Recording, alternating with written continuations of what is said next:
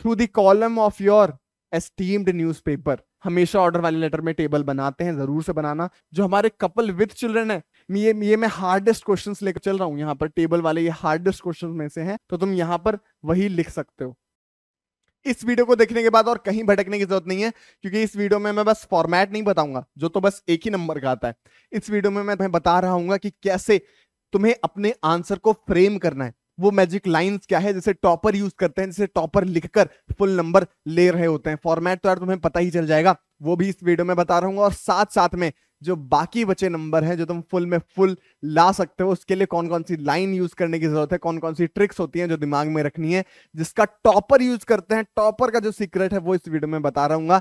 बस ध्यान से इस वीडियो को देखते रहो। मैं हूं तुम्हारा नरेंद्र भैया। हिंदी कंप्लीट करवाने के बाद में आओ आज इंग्लिश को भी एकदम कंप्लीट कर लेते हैं। राइटिंग सेक्शन के फुल नंबर बटोर लेंगे। लेटर तुम्हारे 4 टाइप के एग्जाम में आने वाले हैं, कंप्लेंट, एडिटर और इंक्वायरी, प्लेसिंग ऑर्डर। ठीक है, एक एक करके अच्छे से समझ रहे होंगे इन्हें। कैसे नंबर मिलते हैं? 1 नंबर होता है फॉर्मेट का, 2 नंबर होता है कंटेंट का, और ये 2 नंबर स्पेशल मार्क्स होते हैं जो होते हैं एक्सप्रेशन का, कि कैसे तुमने आंसर को फ्रेम किया है। इसी में तुम लैग कर जाते हो, इसी वजह से हमेशा 5.5 सॉरी 4.5 3.5 नंबर मिल रहे होते हैं। 3, 3.5, 4.5, इससे ज्यादा नंबर नहीं मिल रहे होंगे। इस वीडियो को देखने के बाद में फुल नंबर तुम्हें मिल रहे होंगे। कैसे, क्या क्या लिखना पड़ेगा, आओ वो देखते हैं।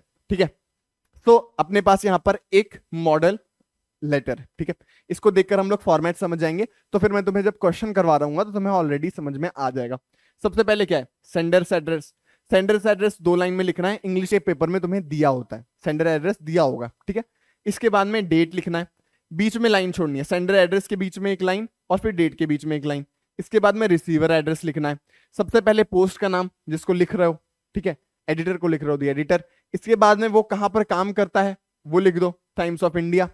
और एक लाइन, 3 लाइन में लेटर टू दी एडिटर में लिखो, जिसमें पहला एडिटर और फिर इसके बाद में दूसरे में उसके कंपनी का नाम और तीसरे में एड्रेस लिखना। ठीक है, यहां पर 1 लाइन में लिख दिया है, तुम 3 लाइन में लिखोगे तो वो और बेटर लगेगा। कोलकाता यहां पर लिखने की चीज है, तो यहां पर तुम्हारा सेंडर्स एड्रेस, रिसीवर्स एड्रेस ऐसे हो जाता है। शुरू में सेंडर, फिर डेट, फिर रिसीवर, फिर नीचे सब्जेक्ट।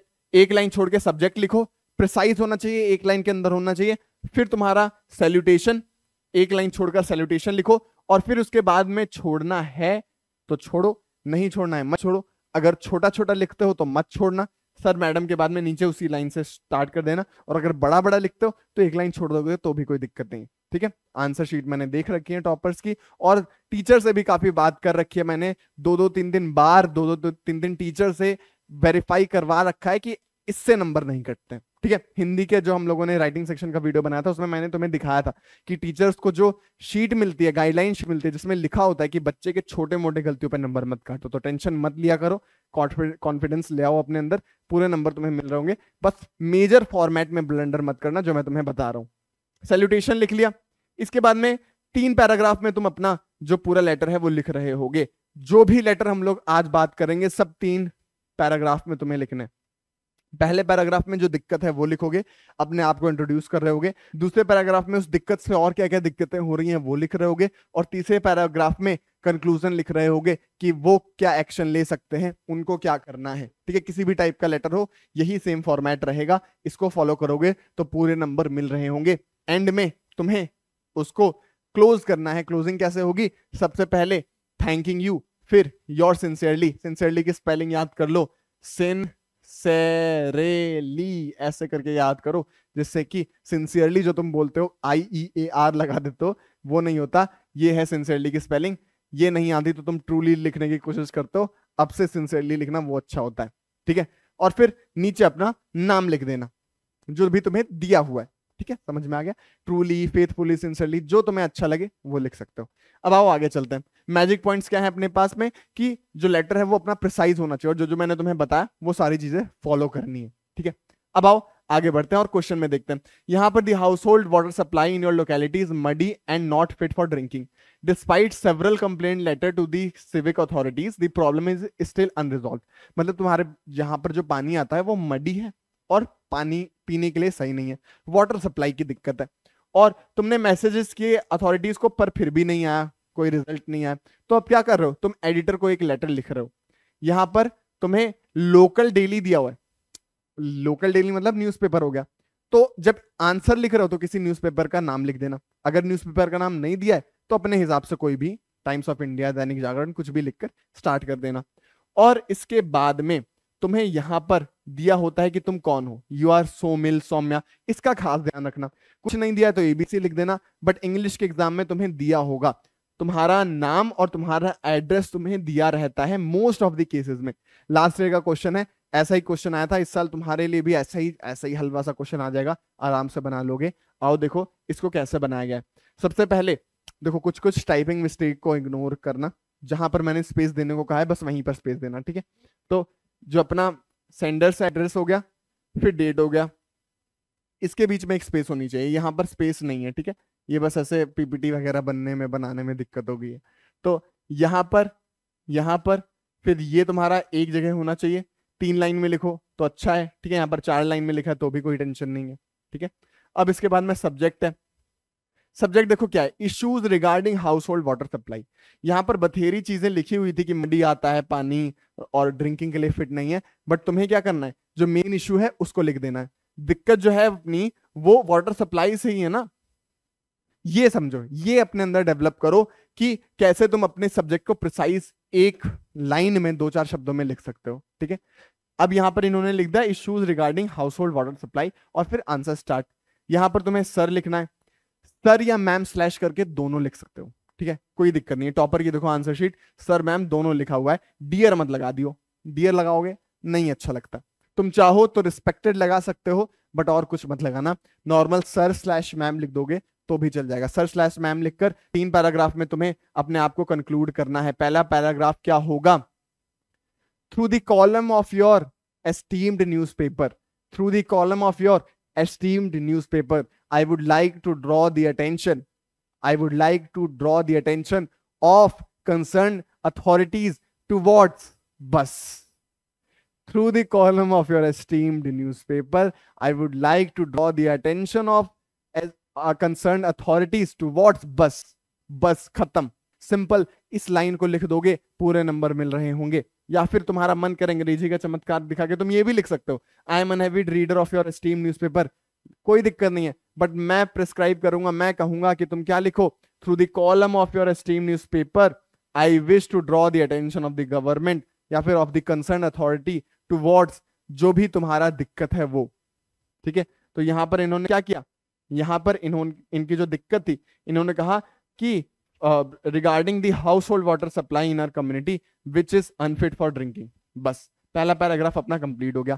एक बात अपने दिमाग में रखना कि जो प्रॉब्लम दी हुई है उसके रिगार्डिंग उसके जो इफेक्ट्स हो रहे हैं ये भी लिखना, कि प्रॉब्लम है कि पानी खराब आ रहा है तो उससे क्या हो रहा है, पीने का पानी नहीं बन रहा है, बीमारियां फैल रही हैं, वाटर बॉर्न डिजीजेस फैल रही हैं, और फिर जैसे दिक्कत हो रही है कि वाटर प्योरीफायर्स खरीदने पड़ रहे हैं। ये सारी चीजें तुम लिख सकते हो, ठीक है, कि जो डेंजरस बैक्टीरिया हैं वो पनप रहे हैं, हम वाटर कॉन्टेमिनेटेड है तो हमारे लिए दिक्कत हो रही है, पीने का पानी नहीं है, वाटर प्योरीफायर पे हम लोगों को बहुत ज्यादा खर्चा करना पड़ रहा है जो दिक्कत है काफी हाउस होल्ड्स के लिए, ऐसे तुम लिख सकते हो। और फिर एंड में तुम कंक्लूड कर सकते हो कि इसी वजह से आपको क्या करना है, थर्ड पैराग्राफ में क्या करना है कि हम लोग को कॉल टू एक्शन कहना है कि भाई करना क्या है आपको। तो there is an urgent need to certain steps to alleviate this process, this issue. I hope that this letter draws attention of the concerned authority. And तुम्हें किससे करना है, I hope that this letter draws the attention of the concerned authority.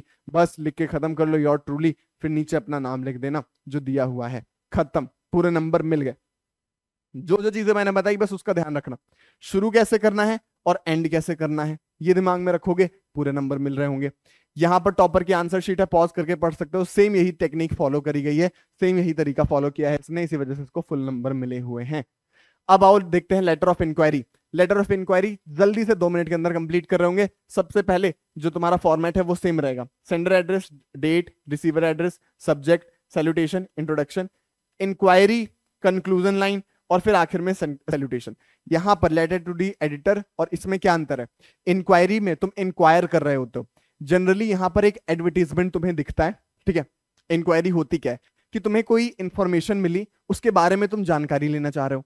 Generally जो तुम्हारा exam में question आएगा वो ऐसा आएगा कि तुमने कहीं पर एक एडवर्टीजमेंट देखी और उसके रिगार्डिंग तुम इंक्वायरी लेना चाह रहे हो। तो शुरुआत तुम्हारी हमेशा इससे होगी कि this is with the reference to your advertisement, this is with the reference to your advertisement in the कहां पर, द ट्रिब्यून, ये न्यूज़पेपर का नाम है, the Times of India, the Hindustan Times, the Dainik Jagran, जो भी न्यूज़पेपर का नाम, डेटेड कब आया था एडवर्टीजमेंट, डेटेड 25 फरवरी, और आखिर में एक्स लगाने से जो डेट है वो स्पेसिफाई नहीं रह जाती, तो वो ज्यादा बेटर रहता है बोर्ड एग्जाम के लिए। ठीक है, तो ये लिख दो, ये लाइन है तुम्हारी मैजिक लाइन। इससे क्या होगा, तुम्हारे जो एग्जामिनर है उसको पता चलेगा कि भाई इसने इजी शब्दों में नहीं लिखा है, इसने जो टेक्निक है उससे लिखा है, नरेंद्र भैया से पढ़ के आया, तो पूरे नंबर इसको दे देने। तो यहाँ पर जो तुम्हारी लाइंस हैं वो इसको तुम डायरेक्टली लिख सकते हो। इसके बाद में जो इंक्वायरी लेटर है उसमें कुछ चीजें याद रखना कि जब तुम इंक्वायरी लेटर के लिए लिख रहे होते हो तो तुम्हें सबसे पहले तो जिस चीज के बारे में इंक्वायरी चाहिए वो लिखना, क्या क्या चीज चाहिए, क्या क्या जानकारी चाहिए तुम्हें। उससे पहले तुम्हें क्या लिखना है, इंट्रोडक्शन में ही अपना इंट्रोडक्शन दे देना है। ठीक है, अपने बारे में बता देना है तुम क्या चाहते हो उससे। जैसे एक क्वेश्चन आओ करो, ठीक है, क्वेश्चन है कि तुम मनिका हो, सानिब हो और क्लास 10th के स्टूडेंट हो, तुमने एक कहीं पर एडवर्टीजमेंट देखा, तुम्हें कहीं से पता चला कि भाई एक नेशनल इंस्टीट्यूट ऑफ एक्टिंग है जो मुंबई में है, जिनके कोर्सेज चलते हैं। तुमको अब जानकारी चाहिए उसका एडमिशन प्रोसीजर क्या है, एलिजिबिलिटी क्राइटेरिया क्या है, कोर्सेज कौन कौन से हैं, उसके रिगार्डिंग तुम्हें एक लेटर लिखना है। तो ये अपना इंक्वायरी लेटर होगा। अब यहां पर तुम्हें तुम्हारा सारी चीजें जो इन्फॉर्मेशन है, सबसे पहले वो देखो क्या क्या दिया हुआ है। तुम्हें सेंडर्स एड्रेस दिया हुआ है, तुम्हारा एड्रेस दिया गया है, तुम्हारा नाम दिया गया है, तुम्हें किसको लेटर लिखना है वो दिया गया है। ठीक है, और क्या काम है तुम्हारा, किस चीज के लिए दिया है वो दिया हुआ है। इसके बाद में तुम्हें क्या क्या किस किस चीज के रिगार्डिंग इंक्वायरी करनी है वो दिया हुआ है। तो अपना ये जो क्वेश्चन है वो कंप्लीट है, सीधा साधा क्वेश्चन है। इसको कैसे लिखोगे, सबसे पहले तो तुमने बेसिक डिटेल फॉर्मेट भर दी जिसके बारे में अभी हम लोगों ने बात करी, सबके लिए सेम है। यहां पर जो तुम लेटर स्टार्ट करोगे, कैसे स्टार्ट करोगे, क्या थी अपनी magic line, this is regarding your advertisement in the Kolkata daily dated February this date. ठीक है, इससे अपना स्टार्टिंग करना है, हमेशा गांठ बांध लो। और सब्जेक्ट क्या लिख सकते हो, सब्जेक्ट क्या लिख सकते हो, किसी भी इंक्वायरी लेटर में सब्जेक्ट लिख सकते हो इंक्वायरी रिगार्डिंग जो दिया हुआ है क्वेश्चन में। जैसे यहाँ पर कोर्सेज इन एक्टिंग है तो तुम यही लिख सकते हो, सब्जेक्ट वाला सॉर्ट हो गया, सब्जेक्ट कुछ भी आए, inquiry regarding this, inquiry regarding job employment, inquiry regarding job application, inquiry regarding क्या कुछ भी, पेंशन स्कीम्स, रिटायरमेंट पॉलिसीज, कुछ भी जो भी तुम्हारा क्वेश्चन में दिया हुआ है वो तुम यहाँ पर लिख सकते हो, इंक्वायरी रिगार्डिंग दिस दैट जो भी तुमको लिखना है। फिर इसके बाद में सर मैम दोनों लिख दो, कोई दिक्कत नहीं है, जैसे मैंने तुम्हें बताया नीचे लाइन छोड़नी है, अगर छोटा लिखते हो तो मत छोड़ो, बड़ा लिखते हो तो एक लाइन छोड़कर स्टार्ट करो, this is regarding your advertisement in the Kolkata daily dated this, और फिर इसके बाद में पूरा अपना बता दो कि भाई क्या क्या है, regarding the courses that are offered by your reputed institute. अब इसके बाद में अपना इंट्रोडक्शन देना है, I am currently studying in grade 12, grade 10 question में लिखा हुआ था, यहाँ पर तुम 12 लिखा हुआ है, मिस प्रिंट है, तुम 10 लिख सकते हो। And awaiting the results of the board examination, ये एक एक्स्ट्रा इन्फॉर्मेशन दे सकते हो। I am passionate about acting and want to take it up as a career, ये भी तुम एक्स्ट्रा इन्फॉर्मेशन दे सकते हो, अपना इंट्रोडक्शन। और फिर क्या है तुम्हारा एम, क्या है इस लेटर को लिखने का, the first step toward this would be to enrol myself in the course offered by your institute. तो इस वजह से तुम ये लेटर लिख रहे हो क्योंकि तुम्हें इस इंस्टीट्यूट में एडमिशन लेना है, तुम पैशनेट हो एक्टिंग को लेकर। ये चीजें तुमने पहले पैराग्राफ में बता दी। ठीक है, इंक्वायरी लेते वक्त पहले पैराग्राफ में अपना इंट्रोडक्शन दे दो और तुम क्यों लेटर लिख रहे हो, क्या तुम्हारा इंटरेस्ट है, इसके बारे में लिख दो। ठीक है, और फिर दूसरे पैराग्राफ में तुम्हें उनसे कुछ मांगना है। इंक्वायरी लेटर में हमेशा अपने दिमाग में रखना कि तुम्हें कुछ ना कुछ कोई ना कोई डिटेल मांगनी होगी। जैसे इन्होंने मांगा है please send me the prospectus, prospectus मतलब होता है भाई ब्रोशर। ठीक है, please send me the brochure containing information regarding the courses and the application form. I would be highly grateful if you provide the information about the following, किसके बारे में कि क्या है डिपार्टमेंट, स्कॉलरशिप है कि नहीं, एडमिशन प्रोसीजर क्या है, एलिजिबिलिटी क्राइटेरिया क्या है, हॉस्टल फैसिलिटीज क्या है। तो मतलब तुमने पहले पैराग्राफ में ये कर दिया कि भाई मेरा इंटरेस्ट है इसमें, मैं कौन हूं, मुझे आपके बारे में कहां से पता चला। दूसरे पैराग्राफ में तुमने क्या किया, तुमने दूसरे पैराग्राफ में इनसे कहा कि तुम्हें कौन कौन सी चीजें चाहिए, किन किन चीजों की इंक्वायरी के लिए तुम लेटर लिख रहे हो, कौन कौन सी डिटेल्स, कौन कौन सी इंफॉर्मेशन चाहिए। और तीसरे पैराग्राफ में तुमने क्या लिख दिया, कॉल टू एक्शन, तुम्हें करना क्या है, उनको करना क्या है, kindly send me the latest brochure with the above details among with enrollment form as soon as possible. as soon as possible ये भी लिख देना, जब भी इंक्वायरी के लिए तुम कोई लेटर लिखो एंड में डेट क्लैरिफाई कर दो कि कब तक तुम्हें रिस्पॉन्स चाहिए। इसके बाद में so that I can register for the course, and में लेटर खत्म कर दो। ये है बेसिक, समझ में आ गया। इसके बाद में तुम्हारा एक क्वेश्चन दिया हुआ है, इससे अपना एक तुम प्रैक्टिस कर सकते हो, ठीक है। इसी के साथ में इन सब चीजों को फॉलो करोगे, फुल नंबर तुम्हें मिल रहा होगा। मैजिक लाइन से याद रखना। इसके बाद में letter of complaint, complaint letter के लिए फॉर्मेट सेम है, अपना फॉर्मेट सेम है, लेकिन यहां पर जो तुम्हारा क्वेश्चन, जो मैजिक लाइंस हैं वो डिफरेंट हो जाएंगी। क्या हो जाएंगी? एक क्वेश्चन देखो, दिव्यांश दिव्यांशी हो तुम, इस जगह पे रहते हो, तुमने एक टीवी खरीदा और वो वर्क नहीं कर रहा है प्रॉपर्ली, तो तुम्हें एक लेटर लिखना है। किसको लेटर लिखना है? वो दिया होगा, मेसर्स फ्रंटियर इलेक्ट्रॉनिक को लिखना है, और जो जिनकी जो लोकेशन है वो करोल बाग न्यू दिल्ली में है, और तुम इमीडिएट रिप्लेसमेंट के लिए बात करोगे, ठीक है। Invent necessary details, invent necessary details मतलब कि तुम्हें जो डिटेल्स हैं वो खुद से ऐड करनी है, मतलब कुछ अपनी अपनी अलग अलग चीजें। जैसे तुम इनवॉइस नंबर, अगर तुम्हें ऐसा कुछ रिटर्न के लिए, रिप्लेस के लिए लिखना हो, तो तुम यहां पर अपना कुछ भी डिटेल ऐड कर सकते हो। इनवॉइस नंबर, पेमेंट कब की थी, कैसे करी थी, और वारंटी में है कि नहीं। रिप्लेसमेंट की बात हो रही है तो जरूर वारंटी में होगा, तो वारंटी वाली चीजें डाल दो, ठीक है। तो यहां पर तुमने अपना basic sender address, receiver address, date वगैरह सब डाला, और यहां का जो 3 पैराग्राफ होगा वो कैसा होगा, मैजिक लाइन समझो। सबसे पहले सब्जेक्ट, सब्जेक्ट जैसा हम इंक्वायरी में लिखते हैं वैसे ही कंप्लेंट में हम लोग क्या लिख देंगे, कंप्लेंट रिगार्डिंग जो तुम्हारा टॉपिक है, कलर टीवी है, कलर टीवी, ठीक है। अब तुमको स्टार्ट करना है, सर मैडम नीचे स्टार्ट कर दो। क्या है कि I wish to draw your kind attention towards, अगर तुम इसको स्टार्ट करना चाहो तुम ऐसे भी कर सकते हो, I wish to draw your kind attention towards the purchase of a colour TV from your shop via cash memo number this. ये इस तरीके से स्टार्ट करो तो और बेटर रहेगा। तुम इसमें इनवॉइस नंबर भी डाल सकते हो, यहां पर कैश मेमो डाला गया है तो इससे थोड़ी क्रेडिबिलिटी बढ़ जाती है कि हाँ तुम सही हो। इनवॉइस नंबर और कैश मेमो नंबर या फिर कोई भी बिल नंबर डाल दो, वो भी बेटर है, लेकिन इसको डालना जरूर। इसको भूल जाता हो इस वजह से पूरे नंबर नहीं मिलते। फिर डेट डाल दो, कब लिया था, कब परचेज किया था, क्या दिक्कतें आ रही हैं कि अब उससे टीवी नहीं दिख रहा है, ये दिक्कत हो रही है उसकी, और मैंने कहा ना जो प्रॉब्लम मिले तो उससे क्या क्या इफेक्ट्स हो रहे हैं, क्या क्या दिक्कतें हो रही हैं, उन सबको तुमको एक एक दो दो लाइन में लिख देना है। तो अगर टीवी खराब है तो उससे बहुत ज्यादा दिक्कत हो रही है, बहुत प्रॉब्लम हो रही है, उससे विज साउंड निकल रही है, कुछ भी अपने डिटेल्स बनाकर लिख सकते हो। तो पहला पैराग्राफ में तुम्हारा क्या हो गया, इंट्रोडक्शन हो गया, तुम्हारी जो दिक्कत है वो तुमने लिख दी, उस दिक्कत से और क्या क्या दिक्कत हो रही है वो तुमने लिख दी, और फिर इसके बाद में सेकंड पैराग्राफ तुम क्या लिख रहे होगे कि भाई खरीदने से पहले तो आपने बहुत चीजें कही थी कि ये तो बहुत अच्छा है, बहुत अच्छा है, और इसके साथ साथ में आपने मुझे वारंटी भी दी थी। डिटेल्स हम लोग को इन्वेंट भी करनी है ना, कुछ रिप्लेसमेंट के लिए कहना भी है, तो तुम सेकंड पैराग्राफ में कह दो कि आपने तो पहले कहा था कि ये ड्यूरेबल है, स्टेबिलिटी इसमें रहेगी, ट्रस्ट वर्दी है, बट ऐसा लगता है it was only a bargain, बस ये बार्गेन था। Kindly you also provided me with a guarantee card in case of any issues, so I request that you replace the television as soon as possible as it is under the stipulated guarantee period, कि अभी वो guarantee में है, please उसे जल्दी से replace कर दीजिए। तो इस तरीके से तुम अपना कंप्लेंट लेटर लिख रहे होगे।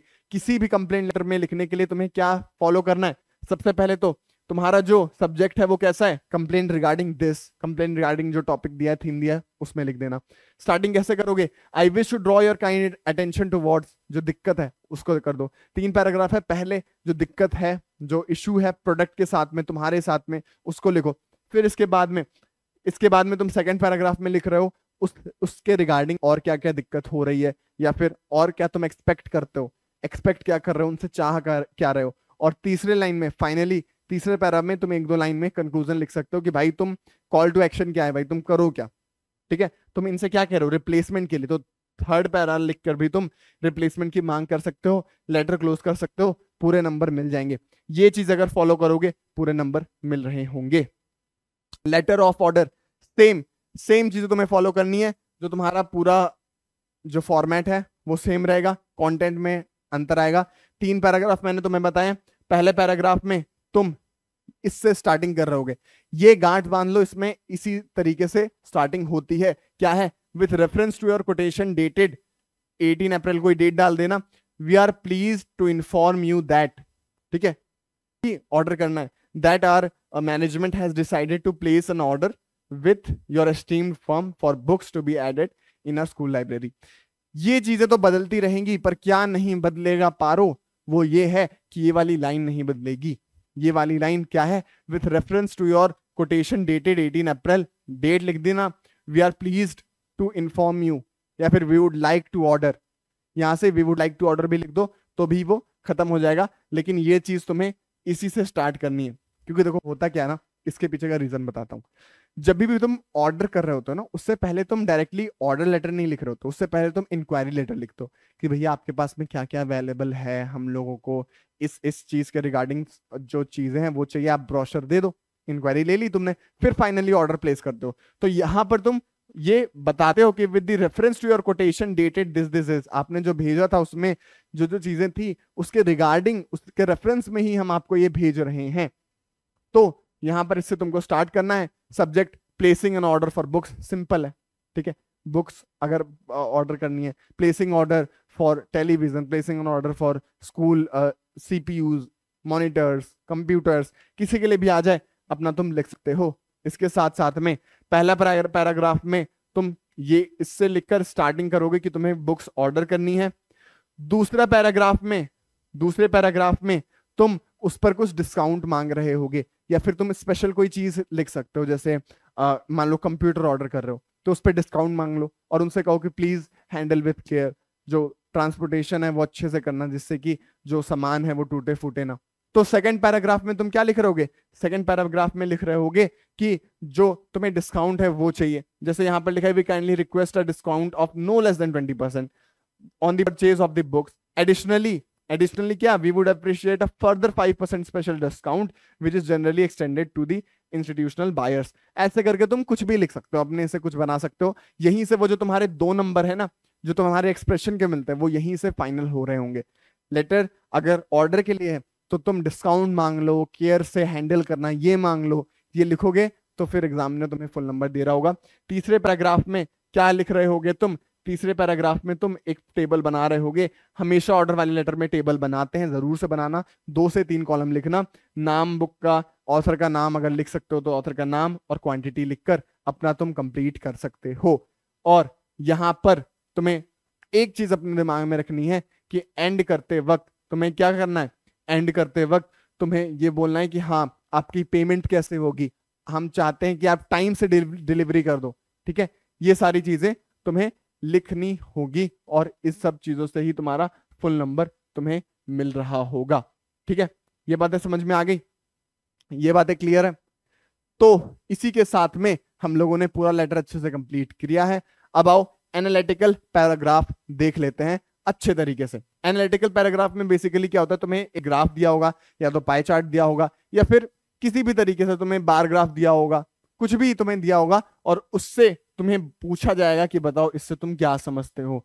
इससे तुम कुछ एक एनालिटिकल पैराग्राफ लिखो। उसमें क्या करना है? सिंपल है, अपने को 3 पैराग्राफ लिखने, हमेशा फिर से 3 पैराग्राफ लिखने। पहला इंट्रोडक्शन होगा, पहला तुम्हें इंट्रोडक्शन देना है, ठीक है। फुल नंबर लिखने की स्ट्रेटेजी है।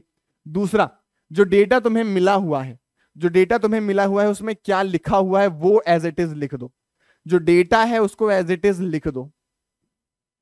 और तीसरा, तुम्हें कंक्लूजन लिखना है कि तुम इस डेटा से क्या समझ रहे हो, इस डेटा में जो दिया हुआ है उसमें क्या दिया हुआ है।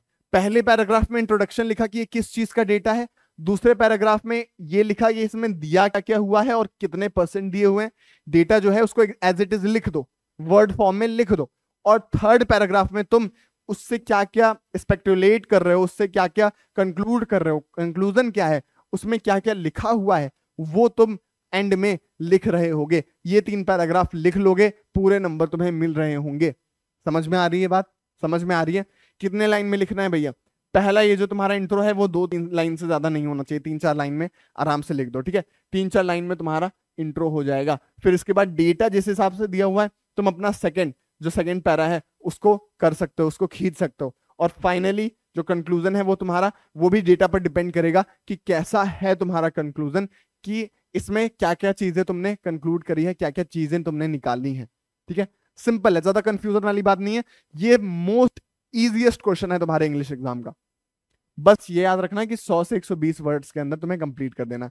मतलब एक नया पेज स्टार्ट करते हो तो हाँ, लगभग एक पेज, पौने पेज, मतलब 75% पेज तुम्हारा भर जाना चाहिए, एक पेज भर जाना चाहिए। देखो यहां पर एक पाई चार्ट दिया हुआ था, ठीक है, इसमें पूछा गया था proportion of people from each house hold type living in poverty. मतलब कि जितने भी लोग, पहले ये समझो।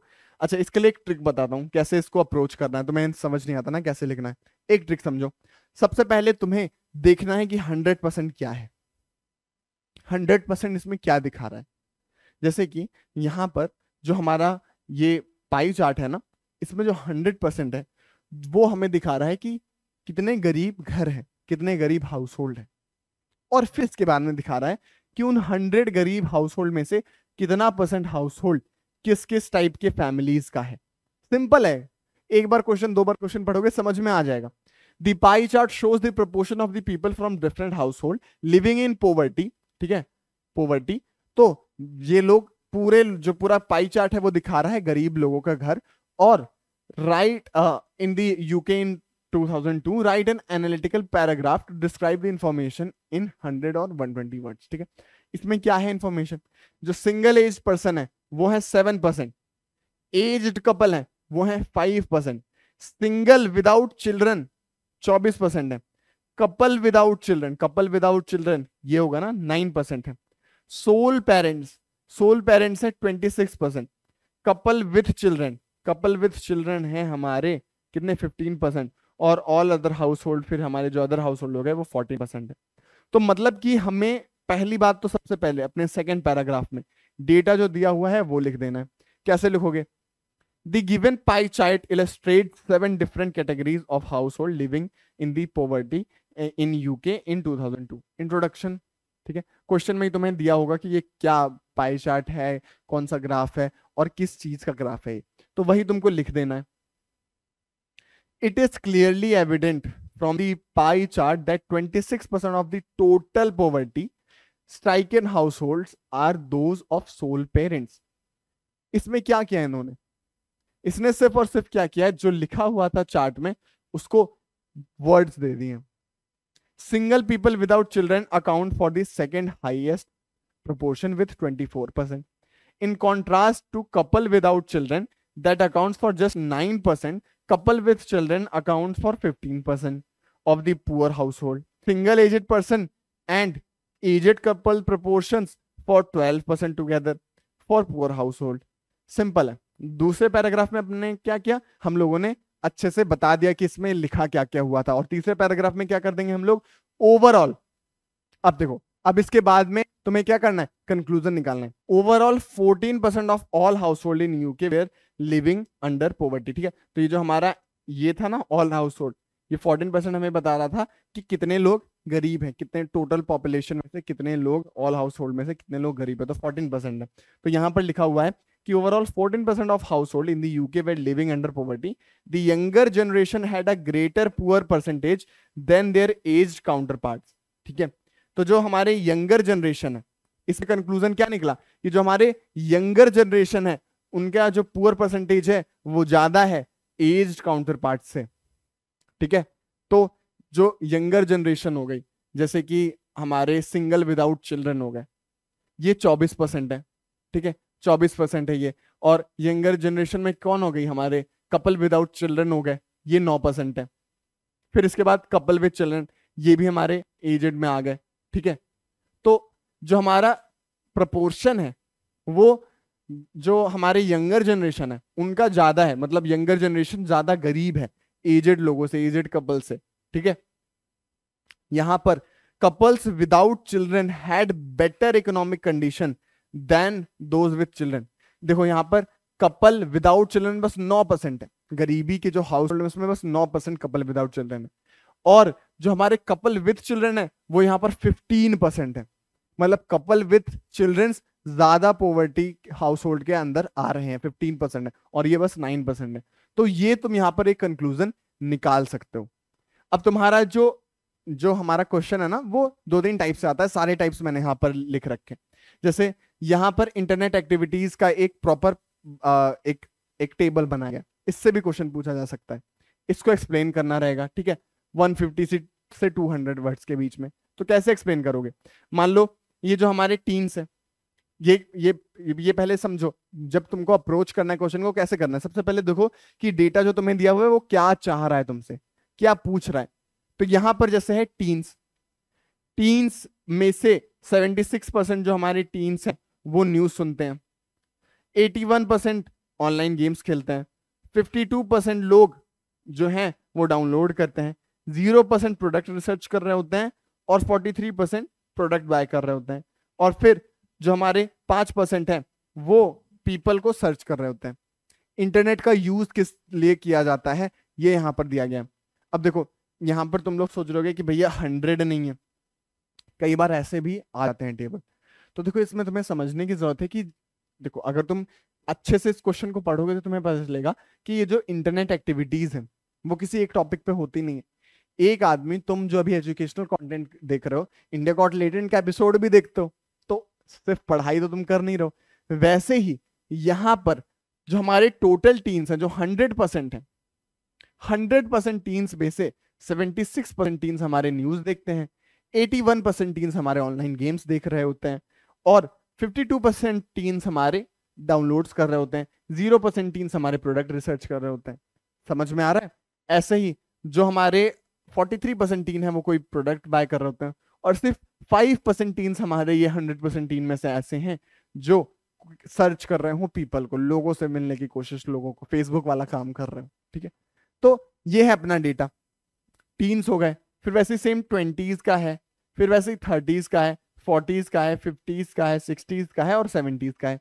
ठीक है, सब है कि भाई 70 साल के जो लोग हैं वो 100% लोगों में से 70% लोग क्या कर रहे हैं, न्यूज सुन रहे हैं, 32% लोग डाउनलोड कर रहे हैं। ठीक है, अब इसके बाद में ऑनलाइन गेम्स खेल रहे हैं। ठीक है, 32% लोग ऑनलाइन गेम्स खेल रहे हैं, 6% लोग बस डाउनलोड करते हैं, डाउनलोड करने के लिए रह क्या जाता है उस टाइम पर।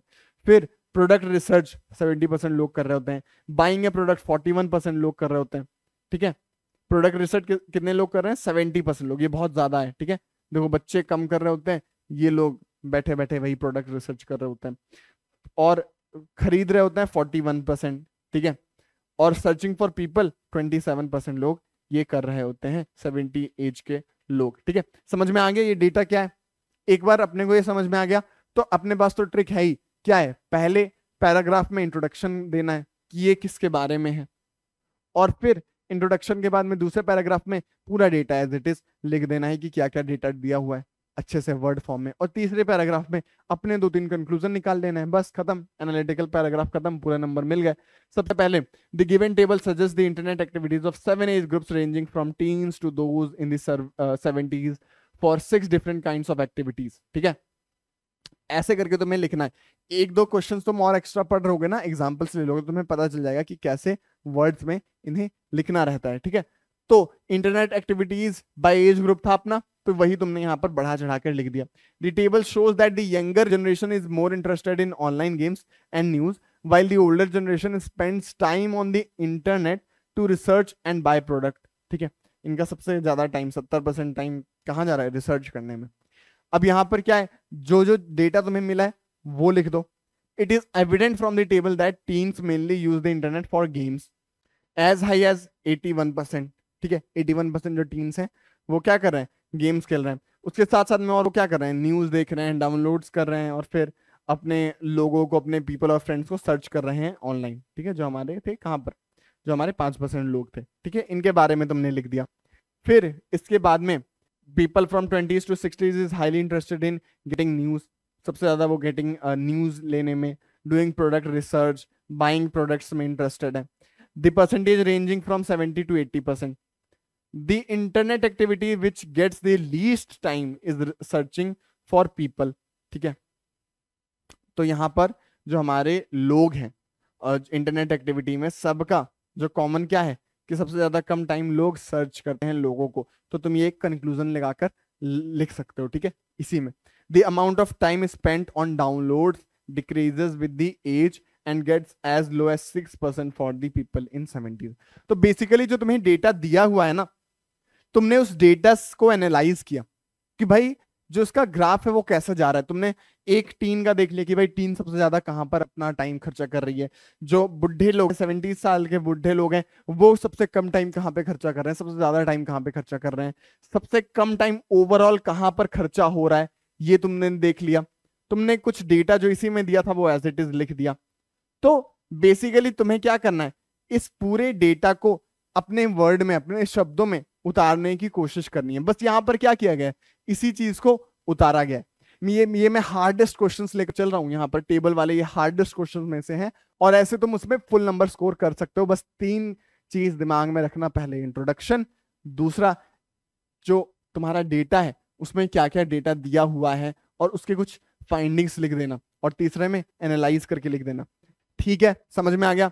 आगे बढ़ते हैं। The chart shows the division of house hold task by gender in great Britain. ठीक है, अब ये तुम्हारा बार ग्राफ है, इसमें दिखाया जा रहा है कि मेन कितना काम करते हैं, विमेन कितना काम करते हैं पर मिनट। ठीक है, जैसे कुकिंग और बेकिंग के लिए फीमेल सबसे ज्यादा काम कर रही होती है, 75 तक वो काम कर रही होती है मिनट्स दिन का दे रही होती है, जो मेल्स हैं वो सिर्फ 30 मिनट्स दे रहे होते हैं। ठीक है, तो ऐसे ही तुम्हारा पूरा ग्राफ है। अब इस ग्राफ को एनालाइज करने के लिए सबसे पहले हम लोग क्या देख रहे होंगे, सबसे पहले हम लोग देखेंगे कि भाई जो हमारा ये ग्राफ है वो क्या दिखा रहा है हमें। इस ग्राफ में सबसे हाई वैल्यू क्या है, सबसे कम वैल्यू क्या है।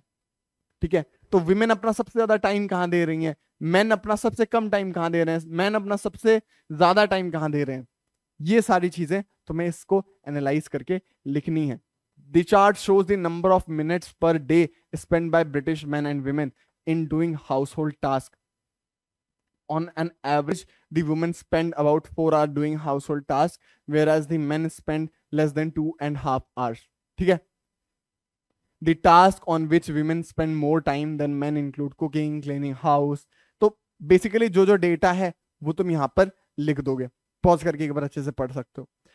अच्छा, एक और चीज जो मुझे तुम्हें बतानी है कि जब तुम एग्जाम हॉल में जब आंसर लिख रहे होते हो ना एनालिटिकल पैराग्राफ का, तो मैं चाह रहा हूं कि तुम अच्छी सी हेडिंग भी लिख रहे हो। हेडिंग इंपॉर्टेंट है, ठीक है, हेडिंग इंपॉर्टेंट है। तुम हेडिंग लिख रहे होगे तभी तुम्हारा जो आंसर है वो और निखर के सामने आ रहा होगा। जैसे जो तुम्हारा ग्राफ है उसमें एक हेडिंग होता है, division of house hold task by gender in great Britain. ठीक है, तो तुम यहां पर वही लिख सकते हो एनालिटिकल पैराग्राफ में, जो तुम्हें यहाँ पर चार्ट में दिया हुआ है ना, internet activities by age group, वही तुमको एग्जैक्टली यहाँ पर लिख देनी है। ये तुम्हारा बोनस ट्रिक है, इससे तुम्हें नंबर मिल जाएंगे। अगर नहीं लिखोगे तो टीचर को अजीब लगेगा और नंबर कट सकते हैं। तो प्लीज टॉपिक और हेडिंग लिख दिया करो, जैसे यहाँ पर लिखा है वैसे यहाँ पर लिख दो, और फुल नंबर तुम एनालिटिकल पैराग्राफ में भी स्कोर कर रहे होगे। इसी के साथ मोहल्ले में लड्डू बंटवा दो कि तुमने पूरा जो राइटिंग सेक्शन है और जो एनालिटिकल पैराग्राफ है वो अच्छे से कंप्लीट कर लिया है। हमने पूरा राइटिंग सेक्शन इसी के साथ में कर लिया है कंप्लीट, वन शॉट के अंदर। तो thank you so much for watching, मिलते हैं नेक्स्ट वीडियो में और करते हैं ग्रामर सेक्शन एकदम अच्छे से तगड़े तरीके से कंप्लीट।